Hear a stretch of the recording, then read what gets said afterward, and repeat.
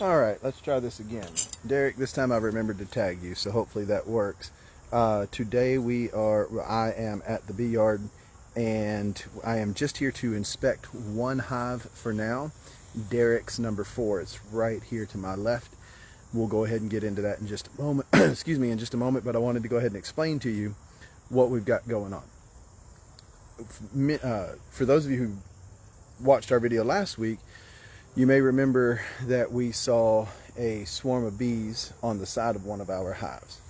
Very confusing. We had no idea where that came from, no idea what happened.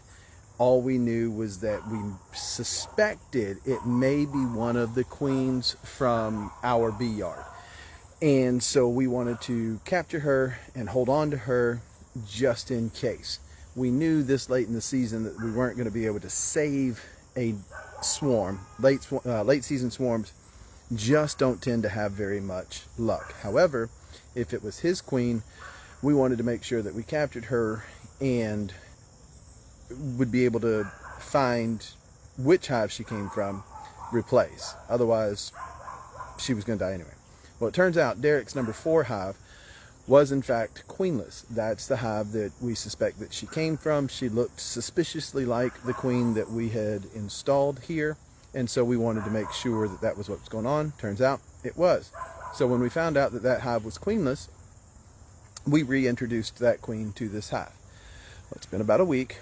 I did, just as I pulled up, or as I was standing here getting ready, I saw bees coming and going from the hive, which is a very good sign. I didn't see any pollen, but I didn't stand there for long to look. However, what I did see was very encouraging. So I'm believing that once we get in here, we will see that we have a recovering hive. Many of the flyers had left. Most of those flyers died. So we had some young nurse bees still in the hive. By now, several of them should be flying. That may be another reason why I didn't see a lot of flyers. What I'm most looking for, though, will be egg. Evidence of the queen being an effective queen. If I don't see the egg, then we have a bigger problem. Although Derek has reached out to the supplier, and the supplier has said, hey, I'm going to get you taken care of. Don't worry about that. So that's also really kind of cool. I have not set up my smoker, so we're going to go ahead and do that. I'm going to turn this camera so that y'all don't have to keep looking at my pretty face. Let's get that. There's our little Mountain Dew mobile. There's the smoker.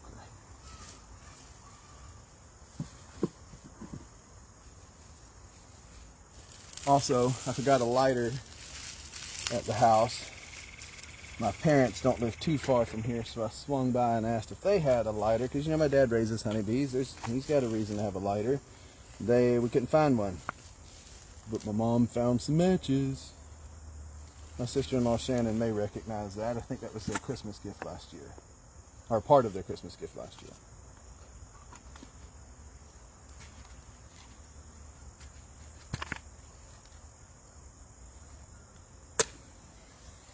I might not burn myself like I usually do with the lighter. Nope, I burnt myself.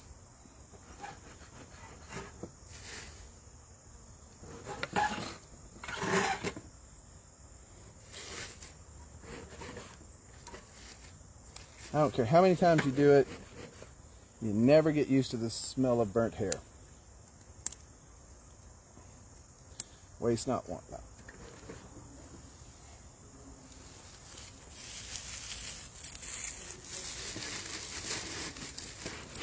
For those of you that did not know or haven't seen it in previous videos, that's how hard it is to light a smoker. We broke the hinge on our cap here, and we just haven't stopped to fix it. As you can tell, it doesn't affect us too adversely.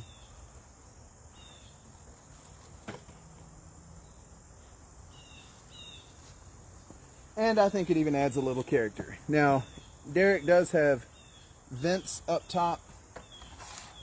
He's got a feeder up there so the bees can't actually get into the top, but I still like to puff a little bit of smoke into the vents, because even though they can't get up there, the smoke can still seep down a little bit, and that just lets them know I'm coming.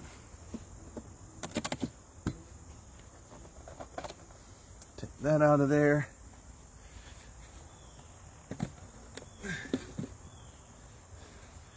All right, Derek, I tagged you in this, so you will be watching it. Oh, I just got bit.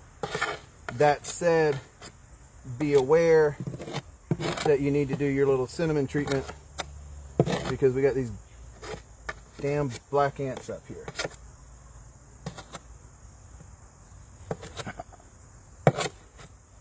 Though significantly fewer than you had before.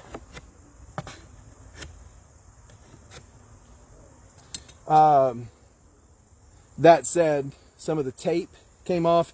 You've got your blue tape here. It came off, unless you didn't have it in the back, it came off on the back, one of the front vents and the back vent. I promised Derek that I would tag him in this. He is engaged elsewhere, so I promised him I'd tag him in this to make sure that he was able to find it, and if he had the opportunity, he would be able to watch me inspect his hive. He wanted to be here, of course, but what he's got going on is significantly more important.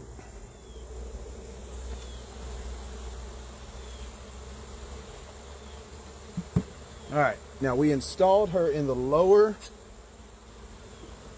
brood chamber, and since I want to know where she is, I'm going to skip right past this food chamber. Dear Lord.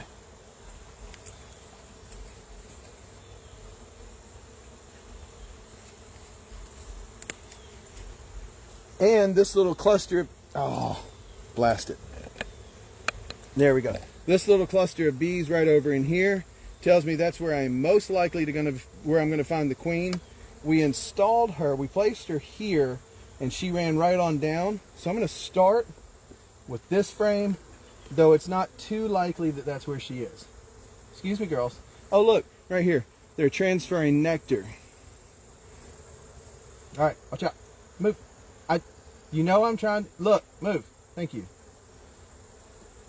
No loitering.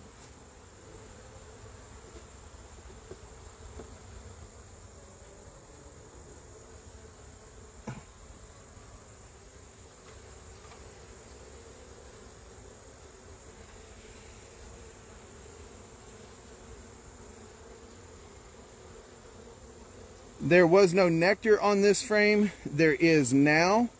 There is no egg on this frame, though honestly I didn't really expect that there would be.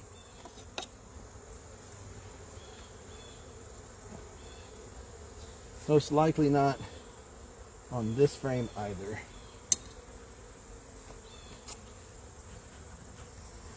I wouldn't mind seeing this queen just to confirm that she is alive and well, but for this inspection it's not necessary to see the queen. I just want to see evidence that she is here.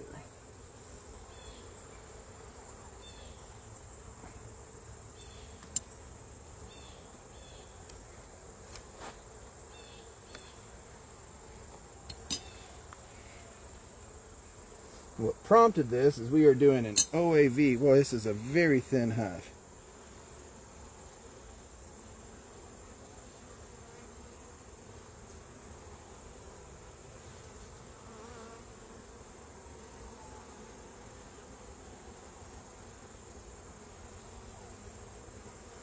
Girls, I'd be done faster if you'd quit coming at my face.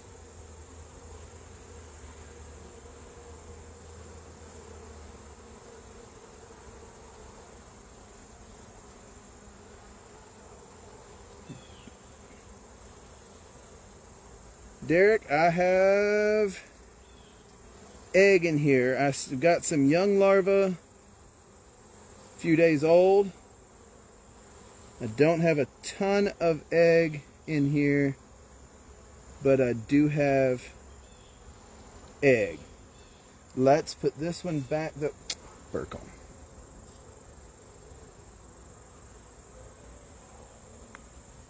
Let's put this one back. Sorry, girl. Thank you for not stinging me. I'll put that one back, and then let's check some more, because we definitely want to be thorough.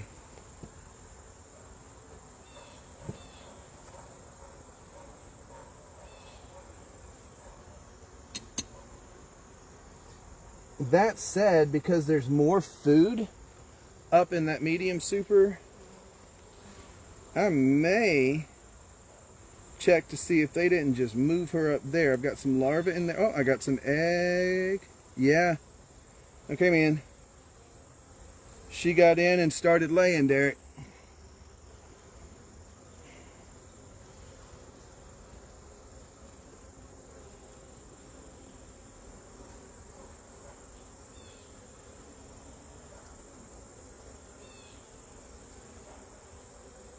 Got some egg right down in the center of the cell as well. So that's exactly where you would expect a queen to lay.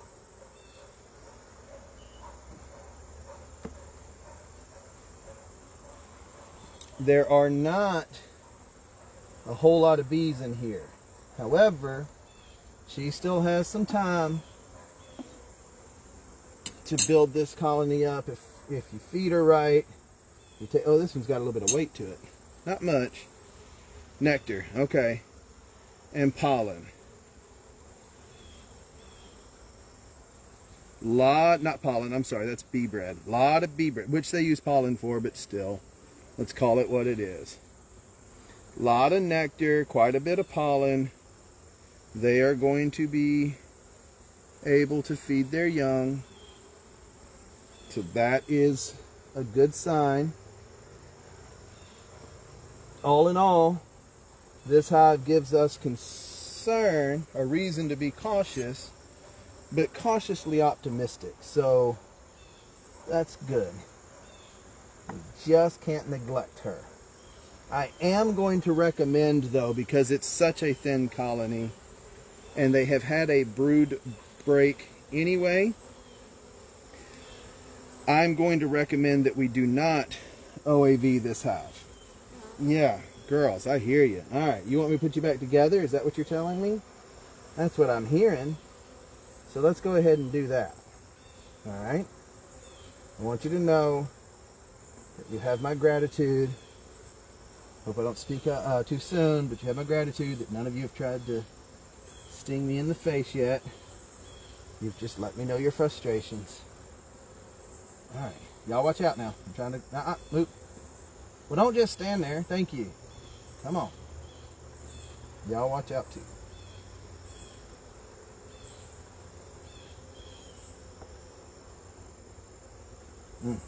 All right. Let's move y'all on over.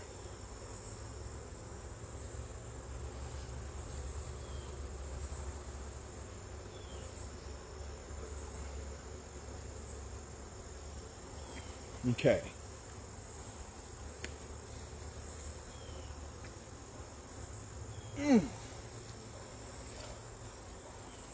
Mercy. Okay. That's got such good weight to it. Dang.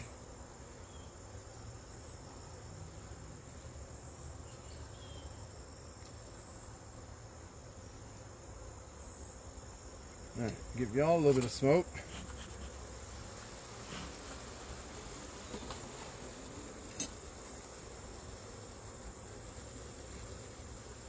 For honeybees, that's basically just us knocking on the door. I don't personally believe it calms them down. This is a relatively calm hive. I did see the eggs. At this point, I would love to see the queen and know that they are queen right. Don't.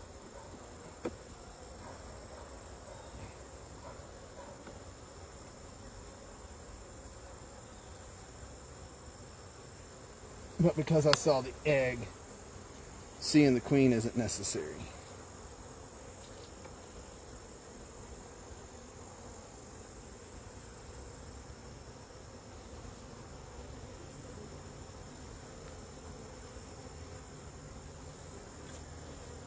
Okay, I got egg up top too. We did not have any egg the last time we were here. Well, actually, we didn't go in, so never mind. I don't know that for a fact. But we do know that I've got egg in that frame. They are beginning to get agitated. It is kind of late at night, so we're going to put this all back together.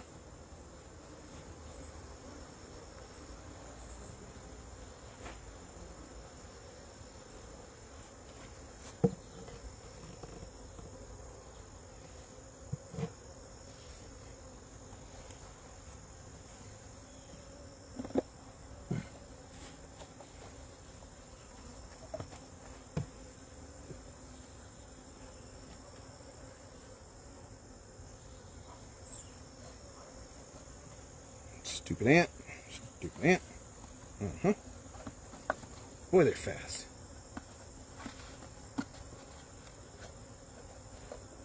I'm going to leave your little corpses in there as warnings to your family.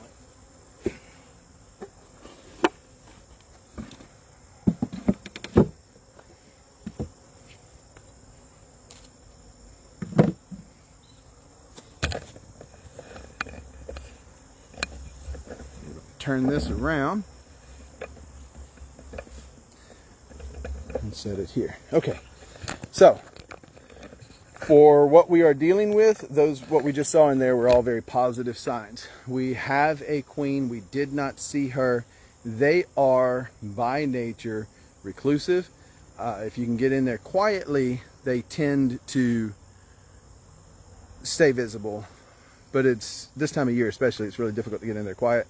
And she's been through a lot, so she's probably pretty timid. Anyway, I don't know what it is. We didn't see her, but we did see a lot of evidence of her. Especially, by the way, Derek, I want to point out, I saw a lot more egg on that one frame than I did on any other single frame down below. So I personally believe that she has moved up. There was a tight cluster on from the back, as we're standing in the back of the hive of number 4. On the left-hand side of the top super, there is a small cluster up there. She very well may be in that area. There are a couple of frames in from the insulator frame, so she may be there, and that may be where she's laying. They didn't have a ton of space in the bottom arch of the frame, but where they had room, she was definitely laying some eggs. As far as your food is concerned, I would recommend you go ahead and continue to feed, because they had plenty of room for food in the now mainly empty lower chamber. So they got plenty of room, all right? So keep feeding. They definitely need it now because she needs to be encouraged to lay as many eggs as possible between now and getting into winter, because you definitely want those. You need more bees to get into winter and be able to survive that. So that's actually what we saw today, though. That's a good sign. Okay. That being said, last week I was out here at the hive and I went through some, give me just a second, guys. I'm gonna let y'all watch these bees coming and going around this hive. I forgot my notes in the car because I'm a very prepared Boy Scout, though I was never in the Boy Scouts.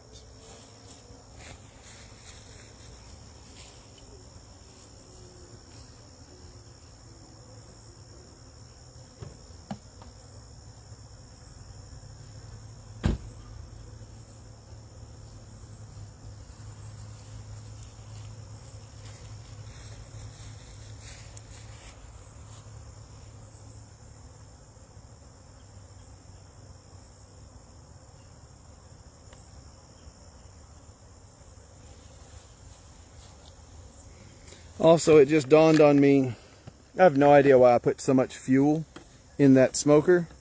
I wasn't going to be in the hive that long. I knew that. I don't know why. I think just force of habit.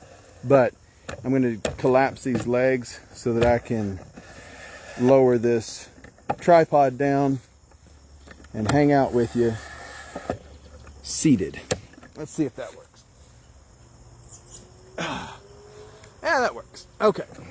So, anyway, last week I did my Facebook Live, but I had the phone, which is what I use to do my broadcasting. I had my phone on its side.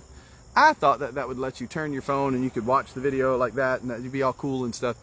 But no, what it does is if you're on your laptop or computer, you have to. So, my bad. I did not know. Now I do. But last week what we talked about, and I'm re-recording this because I want to be able to put it on to YouTube and share the information that you're about to get on YouTube so that some of my viewers there will be able to receive this information. I was at Senegas Coffee last week, and William was working the counter, and he asked, he's a brand new beekeeper, he's been at it for, I think he said about a year, And he's having an issue with hive beetles. For those of you who have been following me for any length of time, you know that we have spent the last few weeks cussing out the hive beetles. Everybody, to my knowledge, I'm not going to say that everybody is, but to my knowledge, everybody's dealing with hive beetles at some level or another. For those of you who are, if you're keeping bees, you're keeping them in the full sun or mostly sun, you're probably dealing with hive beetles a lot less than we are. Ours are in predominantly shade. We actually do that for our comfort level. What's going on, Derek? Hey man, you're going to be able to see the video. It's real positive, so you'll be able to see what we found. Okay, man. But anyway, we like ours in the shade. We like to be in the shade. So let me be real clear about that. We like to work on our bees in the cooler temperatures rather than the hotter temperatures. That said, we then know that we're also going to have to deal with hive beetles. And so we do. We have several methods. But anyway, so since William asked me that question, I decided, you know, that's not a bad idea. Let's talk about some pests and diseases that, a disease, 4 pests and 1 disease that mess with the bees, okay? And so here we are, that's what we're going to talk about. The first one we're going to talk about is the Varroa mite. As it turns out, and not only are we going to talk about the particular pest and or disease, but we're also going to talk about natural, organic ways to deal with said pest.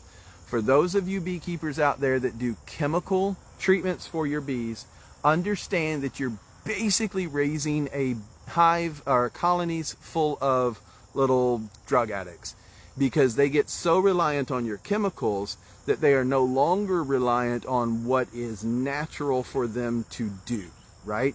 So you're actually diminishing, we as beekeepers, when we use chemical treatments, we diminish the bee's capacity to fend for itself or the colony's self.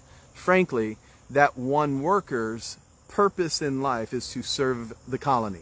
And that is true for every bee in the colony, up to and including the males. For their part, their job is to serve the genetics of said colony, said queen. Okay?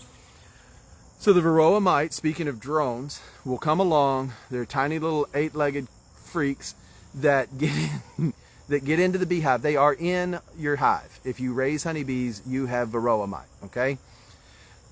To some level. If you are doing well with your treatment, if you're taking care of your bees, you've got a strong colony, maybe you're using VSH, great. You probably don't have that many Varroa mite. But one of the things that is just accepted these days is that Varroa mite is in the hive. It's just, you're going to find that. You're going to find the queen, the worker, the drone, egg, larva, pupa, larva. Varroa. And so what we do, several things. One of the things that you can do, we don't do, but it is a common practice. A lot of beekeepers out there do it. What is it? They say, we say, you can ask 100 beekeepers how they do the same thing, this one thing. How do you do this one thing? You ask 100 beekeepers. You're going to get 101 answers, because somebody's got a couple of opinions. But one of the things that people do, beekeepers do, is that they use drone comb. All right, so the drone is a larger bee. That means that the cell that they develop in is a larger cell. Just like the queen, we have shown you queen cells on the frames. If you haven't seen them yet, you can check them out at my YouTube page. We've actually, I've reduced its name. Now it's just Justin's Bees, and you'll be able to find me on YouTube that way. I've got a really cool little logo up there, so you'll be able to see that. You'll know it's me. If not, follow the links that I keep putting up on my Facebook page. You can get to me that way. Either way would be great. I would love for you to follow me. I've got some videos there. So you've seen the drone. We've shown you the queen cells. The queen is a larger bee as well, larger than the worker, so she has a special cell just for her to develop in. The drones have a larger cell, so the Varroa mite likes to lay her eggs in the drone cell. There's more room for them to develop, grow, breed, whatever. They then hatch, they spread to the rest of the colony. Sometimes, let's just say that you have a beehive that miraculously, through some epic work of Jesus, there is no varroa in your hive. Then the bees find a communal feeding area. Maybe they land on a flower with other bees. Maybe they land on buckets. We use 5-gallon buckets, for instance, to do communal feeding for our bees. So maybe they go there. Either way, they come into contact with other bees from other colonies who may be dealing with varroa mites. They weren't wearing their masks, and so they caught the varroa. They bring it, they're just as effective for the bees. They bring it back to the hive, bada bing, bada boom, varroa spreads throughout the hive. You now have varroa. The drone comb encourages the queen to lay unfertilized egg on that comb. That encourages the varroa to come through, lay her eggs in that drone comb with that drone brood. Drone is all but useless during certain times of the year. During other times of the year, that's not the only location that they're going to lay their drone in. Right? So you take that drone comb out, stick it in the freezer, you've dealt with your varroa mite problem to a large degree. Another treatment is, it's not foolproof. You know, it doesn't get rid of all of them, but it does get rid of a lot of them. It interrupts their breeding pattern. Another way to do it, and this is one that we actually use when we do our splits, we create what's called a brood break, because though the varroa prefers the drone brood, it doesn't mean she's exclusive to, or it's exclusive to, the drone brood. It will lay in the worker brood as well. You create that brood break. There's no queen in there. This is again during the spring when you have its mating season. So when you do raise a new queen, she will have time to develop, go out and mate with other drones, come back home and start laying eggs. But in that time, from old queen to new queen, there is no new brood being laid, right? So that causes a break. The varroa then has nowhere to lay her eggs, and thus it interrupts their life cycle. And again, you interrupt that pattern, you then have a big effect on the varroa in your hive. Another option that we use, and this is what I'm sitting right next to a flight path, so they get real curious about who this SOB is sitting beside their house. Anyway, the other one that we use is tonight. I'm actually waiting on my dad. He should be here in just a little while. We are going to be doing an OAV treatment, oxalic acid. It is also organic. What that is, for us, it's a powdered. I don't know if it comes in other forms. I'm familiar with the powdered form. It creates this really, for us, noxious gas, and if you breathe it in, if you breathe it in just a little bit, which everyone who's worked with this oxalic acid, you've breathed it in just a little bit. Your mask wasn't sealed. You forgot your mask. You thought, oh, I'm just going to hold my breath. Something stupid like that. We've all done it. I'm actually not certain that the mask is going to seat to my face today or seal to my face today. My goatee's gotten kind of long, and I haven't shaved in several days, so I don't know that I'm going to get a good fix with that mask, and so I may burn my lungs out completely and keel over dead from oxalic. You definitely want to wear your mask with that stuff. It's rough, okay? But the oxalic is organic, and for the bees, it's harmless. For the varroa, it is not harmless at all. That'll kill them in a heartbeat. You can do sugar shakes with that, powdered sugar shakes for your bees, and that causes the varroa to not be able to cling to the bee any longer, so it loses its grip and falls, right? I think that's pretty rough on the bees. Personally, I'm not saying don't do it. I am saying research it. I choose not to do it. Derek said, All right, so for those of you who are going to be watching this on YouTube, understand that this is a Facebook Live currently as I'm recording this. Not recording this, but you know what I mean. And so I'm getting comments on my screen that tell me, or that I'm going to respond to. So Derek had to shave down a bit before last treatment. I should be pretty good. All right, cool. I've been about this area before, and I was not pretty good, but we'll see. I mean, it won't matter. I'll just hold my breath. It'll be fine. Depending on the mask. Yeah, I think the mask we have is a bit different than yours, Derek. So it won't matter. If it's too much for me, again, my dad will be here, and as not fun as it is for him, he will do that, because who wants to watch their son, you know, die, right? And so anyway, there's that. But so that's the treatments. There's just some of the options of treatments for your varroa mite. Now, again, with the sugar, powdered sugar, we don't throw them into the jar and shake to get a varroa count. We do, however, sometimes we're willing to sprinkle powdered sugar into the beehive. Again, none of this is being done while we have food. Well, oxalic acid isn't being done while their food, while the honey for harvest or nectar for harvest is on the hive. We don't do it when we're going to be harvesting honey. We don't do the powdered sugar when we're going to be harvesting honey. We don't do, I can't remember what the other one was, what I said. But you can do the brood. I mean, the drone brood. You can do that. Oh, we don't do splits during the harvest season. That's a bad idea. I think there are a couple of dogs playing in the yard behind me, but it sounds like some sort of creature coming up behind me. All right, as per usual, my dear old dad is way early, so let's pick this up. Hive beetles. William, if you are going to be watching this, here you go. This is the one that we discussed.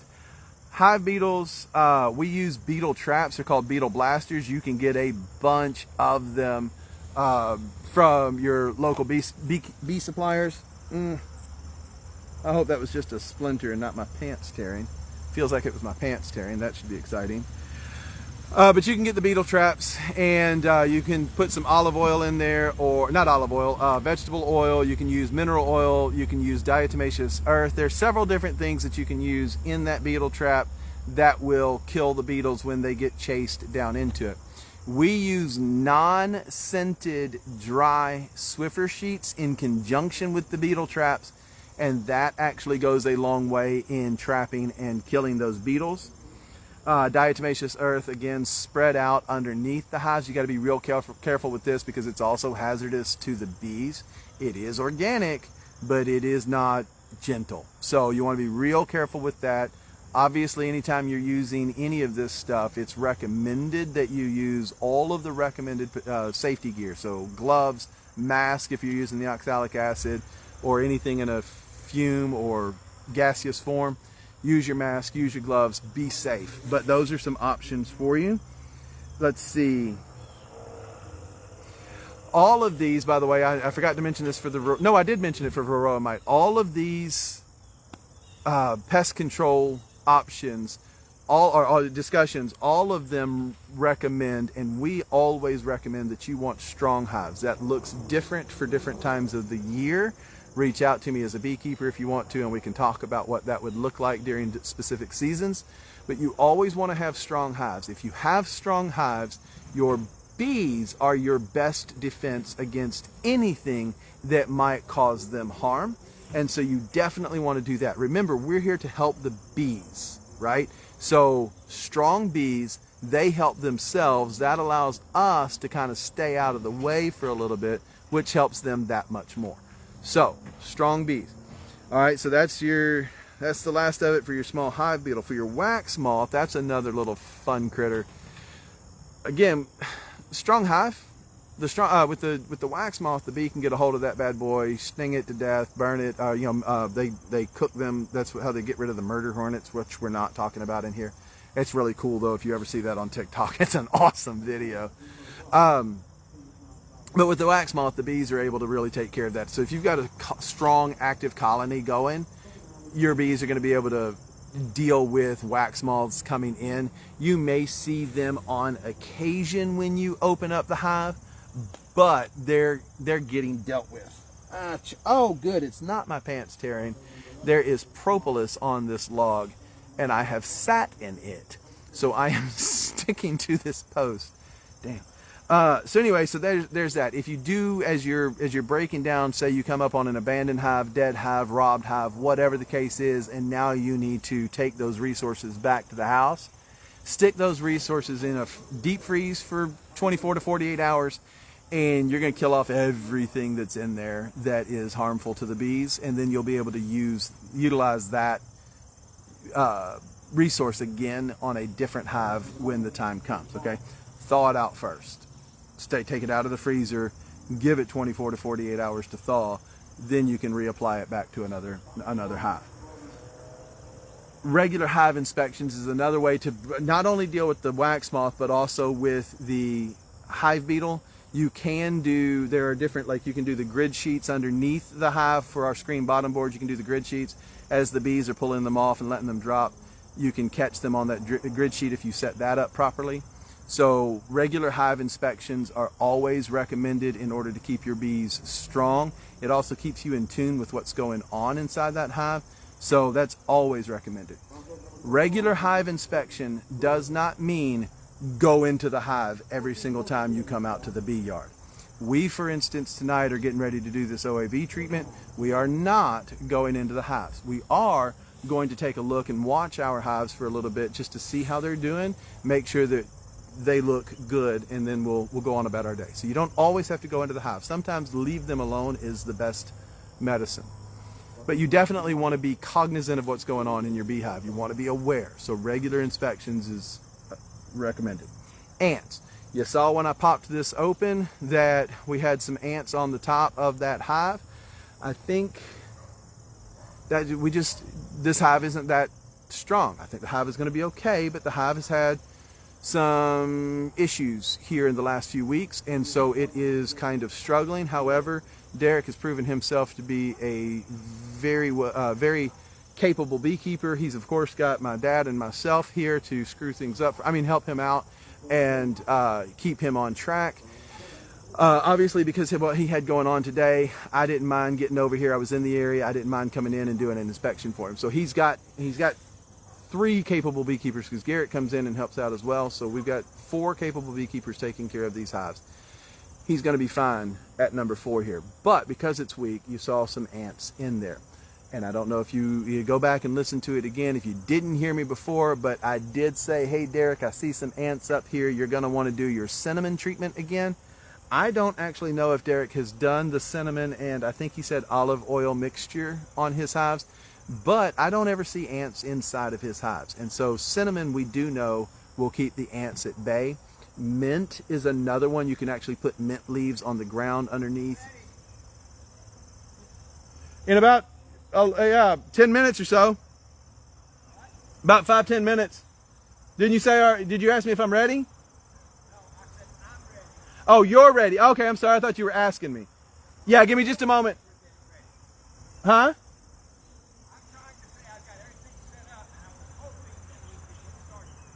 Yeah, as soon as I'm done.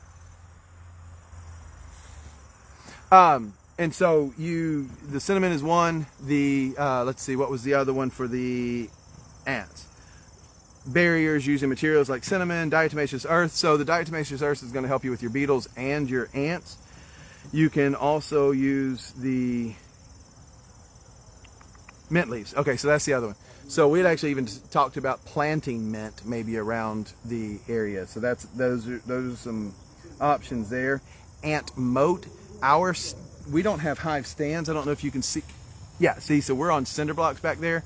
But if you're on hive stands, you can use a moat. So you have a container, fill it with detergent and water on the stand itself. The only access an ant would have is to crawl up that stand, but they have to cross through that moat first. The detergent and water is going to kill them. So that will keep you ant free, unless of course they drop from tree limbs. Another reason to keep your bees out away from the trees and in the full sun is that you're not having pests drop out of the trees onto your hive. So that's another thing. And again, strong hive. All right.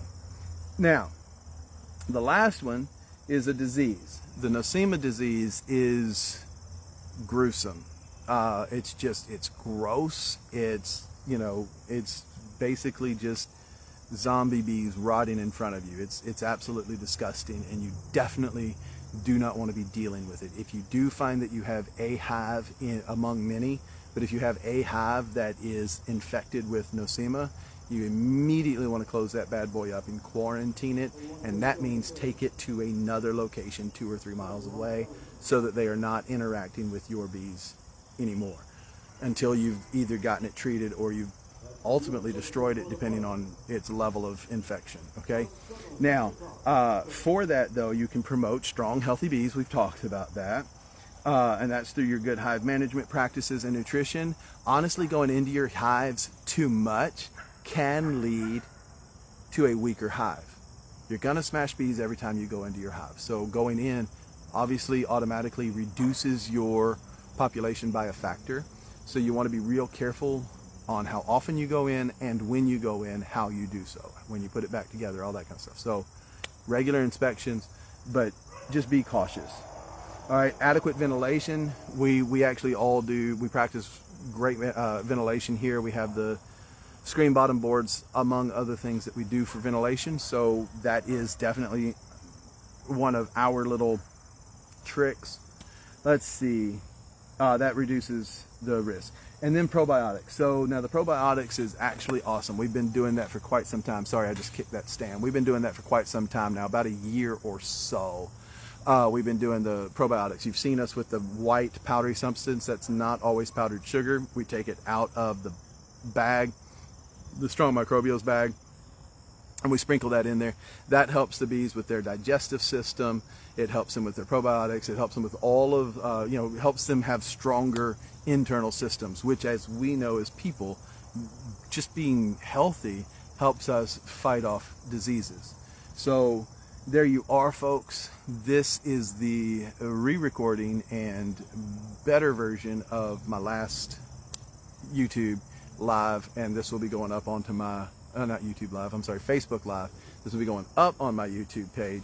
Would love for you guys to get over there to YouTube and follow me. Look me up at Justin's Bees at YouTube, and or at Justin's Bees on YouTube, and you'll be able to find me there. You'll also be able to find all of my links to TikTok, Instagram, and just in case you're not on Facebook with me right now, literally watching this live, then you can find my Facebook from YouTube, if that's where you happen to find me first. So lots of ways to get in touch with me.